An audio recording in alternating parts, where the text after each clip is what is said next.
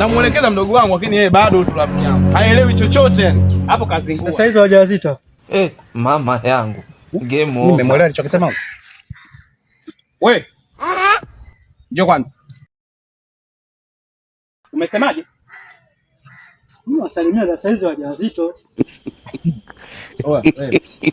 Mwanangu nimekusikiliza mara ya kwanza. Afu ngashindwa kupata jibu kwa ajili yako. Sawa?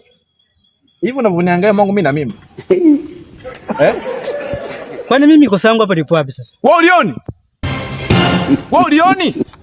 Subiri kwanza. Mimi na mimba hapa. Mimi na mimba. Subiri kwanza. Mimi na mimba. Subiri ajelezee. Basi unakuwa unapanic. Haya sawa. Nakusikia unasema. Nimetoa salamu za sasa wajawazito. Mbona nyinyi wote wajawazito hapa?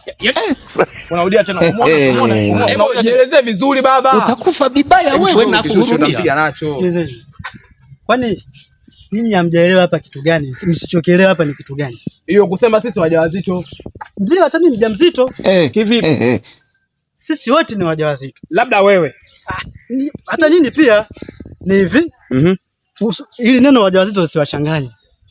Hapa sisi wote ni wajawazito. Ni kwamba hivi, wewe hapo wewe na wewe, nyinyi wote si mmeumbwa, nyinyi wote si viumbe. Si ni waja nyinyi? Nyinyi ni waja kwa Mwenyezi Mungu. Mimi hapa nina kilo zangu, wewe una kilo zako, na wewe una kilo zako, na wewe una kilo zako. Tukipimana hapa kila mtu ana kilo zake. Wewe uzito wako na wewe uzito wako. Mimi hapo nishamuelewa sasa. Ni mja mzito. Yaani mimi hapa mimi mzito. Na pia ni mja. Kwa mimi ni mja mzito. Kazi kata nyinyi wote nyinyi. Ni waja wazito. Game ishaisha hii.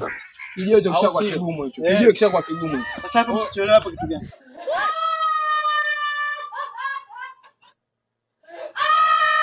Hapo ule mwanangu ule kama ana akili ule. Yaani anasapoti kabisa sisi wajawazito.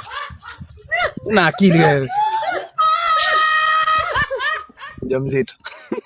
Mjamzito.